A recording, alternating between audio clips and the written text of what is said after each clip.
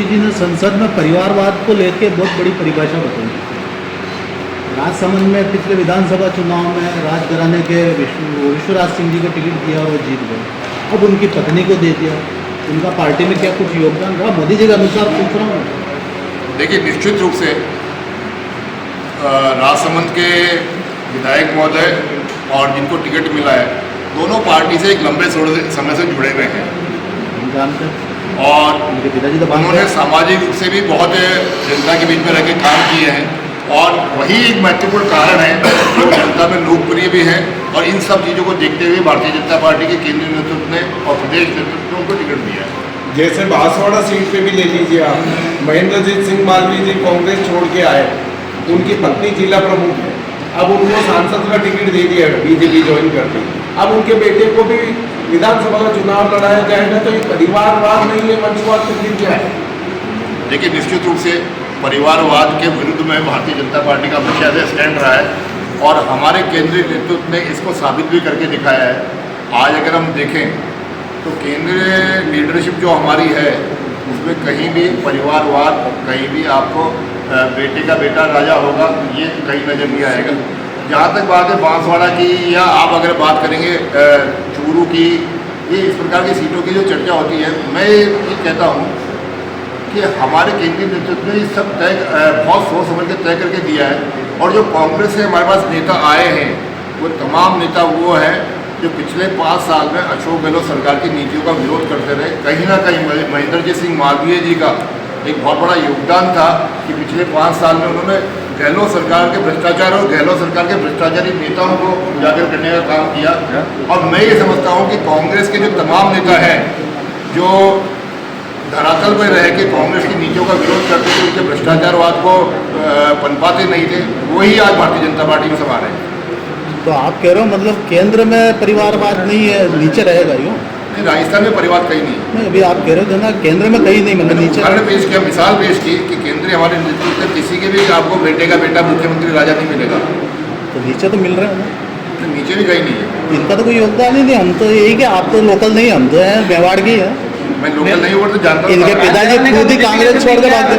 क्या रहा है, इतिहास क्या है इनका? इतिहास क्या है बीजेपी के जैसे टिकट मिला है, क्या इतिहास है? देखिए, इतिहास की बात तो इतिहास में खोलेंगे, बाकी तो भारतीय जनता पार्टी के पास समर्पण और साथ में समाज में भी रह के समाज का चिंता करना, ये उनका हमेशा से मूल विषय रहा है और इसी को देखते हुए उनको हमने टिकट दिया है। सर, छोटा सा प्रश्न मेरा भी है, बीजेपी में जो कांग्रेस से लोग आ रहे हैं उनका स्वागत करा, जो बीजेपी से ही लोग बाकी हुए चुनाव जीते, हालांकि उन्होंने काम बीजेपी की किया, वो उन्हीं को आपके बीजेपी के मंच में धक्के पड़ रहे हैं। अभी जैसे मेरे वक्तव्य से पहले आदरणीय अध्यक्ष जी ने आपको उदाहरण दिया दामोदर जी अग्रवाल का। दामोदर जी अग्रवाल वो हमारे नेता है, जो 2 साल जिलाध्यक्ष रहे।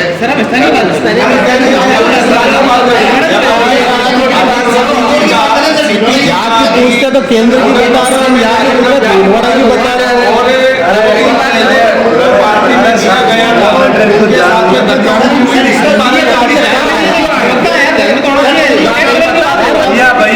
आप जनता को गुमराह करो, हमें मत करो। अरे मीडिया को मत, हमें गुमराह मत करो, हमें सब पता है। आपको पता नहीं होगा,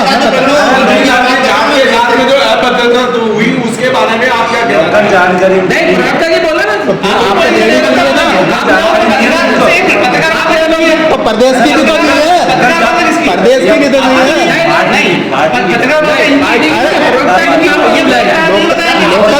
लोकल छोड़ो, प्रदेश की भी तो नहीं है।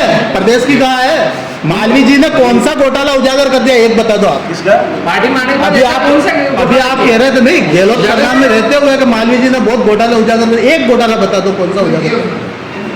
कान घोटाले सारे उन्होंने उजागर किए। किसने? अपराध के प्रति उनकी 0 टॉलरेंस रही। साहब हम भी देखते हैं विधानसभा की कार्रवाई। अरे साहब, हम देखते हैं, हम अखबार वाले हैं, हम भी पढ़ते हैं, हम खबर बनाते हैं, हम देखते हैं। मैं कह रहा हूँ हमें गुमराह ना करे, पब्लिक को करे। अगर आपको ऐसा लगता है गुमराह किया जा रहा तो मुझे लगता है कि सही बोले ताकि सही खबर बनेगी। ये बायस जवाब है। मैं गुमराह करने के लिए यहाँ 400 किलोमीटर चल के नहीं आया हूँ, आपको सारे सत्य जवाब दे रहा हूँ। वो खुद जिलाध्यक्ष जी के इनको पता ही नहीं। सुनिए तो सही, अरे सुनिए तो सही। देखिए बता रहेगा ऐसी क्या बात? अब आप राजसमंद की कह रहे हो, उनका समाज में योगदान, कभी मेलों से निकले नहीं, बोलो कैसा योगदान? 0 टॉलरेंस की तो सरकार की बात कर रहे हैं, थे हमारी सरकार का जीरो टॉलरेंस का। और कोई प्रश्न बताएं? अभी प्रश्न का जवाब नहीं मिला स्थानीय लोग। मैंने प्रश्न पूछा था कि वो जो अभद्रता हुई मंच पे, उस पर अभी तक बीजेपी ने कोई स्पष्टीकरण जारी नहीं बात है, इसमें जवाब पहले भी आ चुका है। मुझे आश्चर्य हो रहा है एक ही प्रश्न को अपन कितनी बार उसका प्रश्न पहले आ गया है, मेरे से भी पूछा गया, मैंने भी बताया कि भाई मैंने तो आपको 4 बार फोन किया, जवाब के लिए बैठ के आपने तो जवाब नहीं दिया। जवाब दिया ना भैया, जवाब आपने लिखा नहीं है। सर एक भी क्या उनका एक दिन पहले अभद्रता होती है, अगले दिन पार्टी कार्यालय में उनको फंडा उठाया जाता है। क्या पार्टी से सिर्फ एक ही कार्यकर्ता को निष्कासित किया था, बाकी 15 लोगों को अभी तक मंच नहीं मिला है? एक बात है, वो व्यवस्था पार्टी देखेगी। तो अभी तक कहीं चुनाव हो उसमें गए, जवाब ले रहे। देखो एक बात है, आप इतना ही आग्रह करके मत अभी एक समाचार पत्र में छपा, हाँ तो वहाँ पूरी एक ही प्रश्न को अपन 10 बार पूछेंगे, उसका कोई औचित्य नहीं। भाई वो पहले भी जवाब उसका ही आया था कि मंच में लोग ज्यादा थे क्या, तो उसको नीचे उतरने का आग्रह करे थे, तो भाई आप भी उतरो, आप भी उतरो। इस तरह की छोटी मोटी घटनाएं तो सभा में हर जगह होती है। वहाँ पर 200 लोग कोई भी देखा, एक ही आदमी तो मंच टूट रहा था क्या? नहीं एक ही नहीं, उसमें 3-4 जने होते हैं ना। जबरदस्ती बातें कर रहे हैं। वहाँ पे बहुत ज्यादा आग्रह ही ऐसा है, कुछ नहीं बोले। अरे वहाँ पे बहुत आग्रह ही ऐसा है, तो उसका तो फिर मेरा जवाब ही क्या हो सकता बद्री आज नहीं बनी ज्यादा। है? जब आपका आग्रह ही ऐसा है, तो फिर मेरा जवाब क्या हो सकता है? आपने भी कहा था कि पानी को लेकर सरकार ने बहुत सारे काम किए हैं। चित्तौड़गढ़ में एक कारखाने द्वारा करोड़ों लीटर यहाँ से पानी निकाला जा रहा है, क्या कहना जबकि चित्तौड़ डार्क जोन में है। डार्क जोन में चुके हैं। सत्ता दिन आपके लिए प्रश्न है, लोकल आप बताओ, आप लोकल का प्रश्न आप बताओ, जवाब दो। इसमें तो प्रशासन से पूछो ना। कोई तो प्रशासन भाई आप बात है ना। जिसका ठेका है पार्टी के पदाधिकारी, प्राइवेट सेक्टर का काम है। जिनका ठेका है पार्टी के पदाधिकारी। ये तो कोई भी लेंगे, जो वेंडर होते हैं कोई भी ले रहा, मुझे तो पता नहीं किस पार्टी पदाधिकारी का है, लेकिन कोई भी वेंडर ठेके लेंगे। ये तो कोई आज नई व्यवस्था भी नहीं है, ये व्यवस्था भी पुराने टाइम से चली आ रही है।